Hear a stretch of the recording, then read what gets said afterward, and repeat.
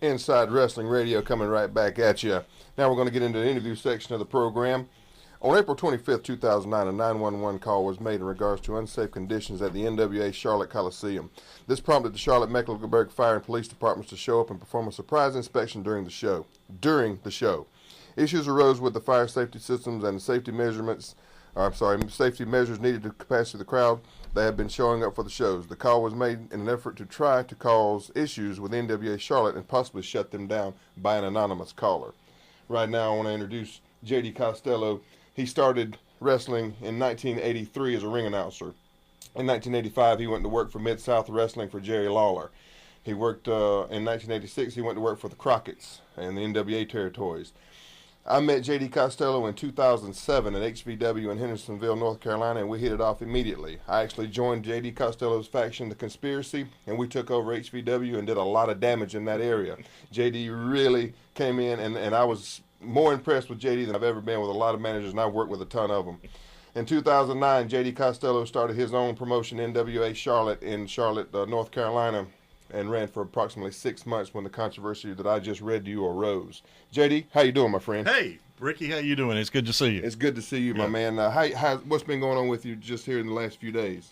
Well, we're stirring up some things. Are you? 3 or 4 things going on. When you say stirring up some things, I know I know what you mean, and I know you got some oars in the fire. Yeah. Let's go back a little bit though. Let's start back in '83. How'd you get involved in the business, JD? Well, actually, I got involved from radio. I was program director and operations manager at WANS here in the upstate South Carolina.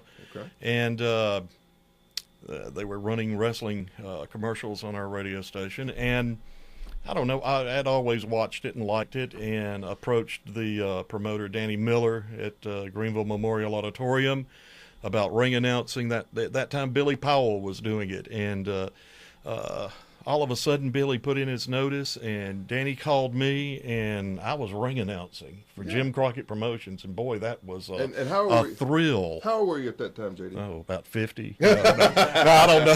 Probably in my late 20s. Yeah.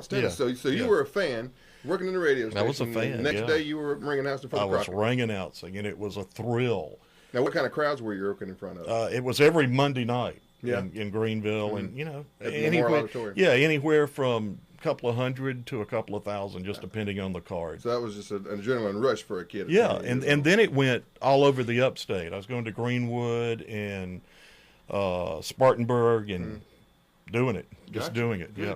Now, how did you come about? Did you work for Lawler?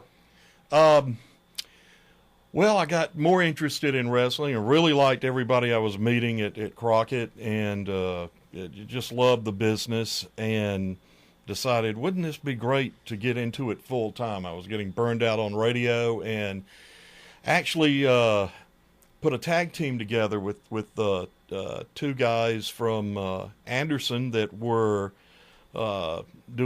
jobbing for Crockett. Now explain to the fans what jobbing is. Some people may not understand what it's talent enhancement. They go they go into the ring and they make the superstars look good, like Ric Flair and all the big stars from back then. So, sure. So that's what they were. They were, no names there. Right. And losing every match. But they were brothers. They looked good. They had a good bill, and we became friends. And we decided to try to form a tag team. And I created the Mod Squad. Put a lot of money into the Mod Squad and merchandised a lot with them. And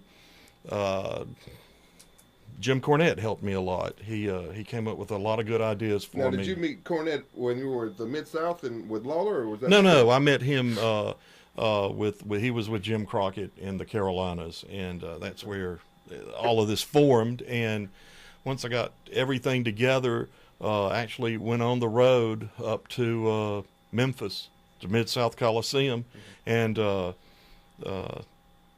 got there, and they wouldn't let me talk to anybody. And I said, darn.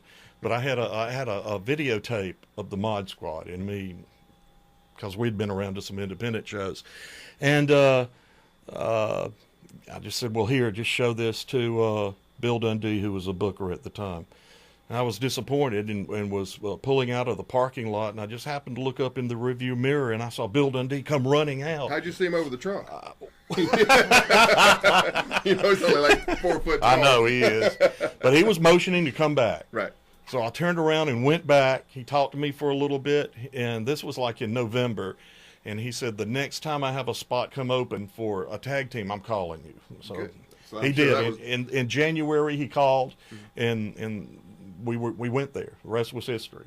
Awesome. So that was, I'm sure, a big adrenaline rush. Oh, it was. Yeah. Get you guys. I got to work. Yeah, I got to work with Jerry Lawler, and I've seen some of those tapes from that era, and man, that was a packed house, and those fans were rabid. They were crazy. And, now, were you guys a good guy team, or what we call a face team, or were you bad guys, what we call heel? We were heels. Oh, you were heel big team. heels. Yes. So you had a lot of heat on you. Oh, there. a lot. Yeah, I remember. I could walk in. I lived in Nashville. I could walk into the mall in Nashville, and people would just start cussing me. I mean, I couldn't go anywhere. It was so much, and you really like that. Well, so. How long of a run did you guys have in Mid-South? We were there for about a year. We became the Southern States Tag Team Champion, and boy, we were wrestling Lawler and Dundee, and I remember one time we wrestled Rock and Roll Express, and I mean, it was a trip. It was a dream come true. It really was. I noticed on there's a clip of you on YouTube.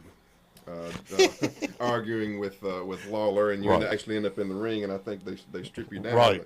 We'll get to that a little bit later. Okay. But now, did you have an actual faction that you were trying to form in Mid-South? Well, we started out with the Mod Squad, and then they came up with the idea they were going to put me in charge of a whole group, the Dynasty. Yeah. So they threw Bam Bam Bigelow in there and a group called Fire and Flame, and I can't remember everybody, but yeah, they were building a whole group.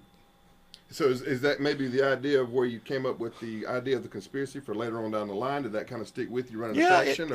It sort of did, yeah. And with the success of the NWO, I thought, well, let's do something a little different, but cause an invasion. So well, factions have always been a big thing in wrestling. From the Horsemen to the NWO, and everything in between. I've always liked the idea of a faction, a heel team or a face team you can do, but heel teams have always kind of been the crowning, the achievement to get a good group together. Right. And so you kind of like that idea as well, or oh yeah, it works real successfully if you've got to have somebody to pull it off, somebody to lead it that can talk, and then you've got to back it up with big guys who are mean. Sure. They can go out there and beat up everybody. Absolutely. Yes. Which we put into full effect in Charlotte. Oh, yeah. Yeah. Now tell me, how'd you come to work in Charlotte? I'm sorry. Yeah. I'm in HVW. In Henderson. Yeah. Hendersonville, Well, I moved to Charlotte in 2005 and got interested in wrestling again. I kept thinking, Jim Crockett Promotions, Charlotte, North Carolina. I've got to get back into this a little bit. So I started going around to different promotions and just watching everything, and went up to HVW, and it was really different. I don't know what it was, but I really liked it. It looked like a group of people that really got along, and they were family, and I don't know. It was a magnet that attracted me there. I got to meet Viper, and on first appearance, you like him. Yeah. So I know all about that. And we'll talk a little bit more about that in the next segment, JD. We've got to go to break right here. All right. We'll get into the HVW stuff.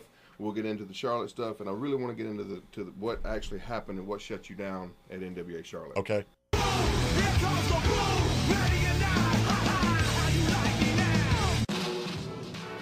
Heat Wave Motors, they're on 221 south of Lawrence, just across from Crenshaw's. A family-owned business, they offer a warranty on all used cars they sell, either 90 days or 4,500 miles. And they show you the Carfax on every car they sell. Check them out on the internet, heatwavemotors.com. Financing available, buy here, pay here, or outside financing. Bad credit, foreclosures, even a bankruptcy, it's all okay at Heat Wave Motors.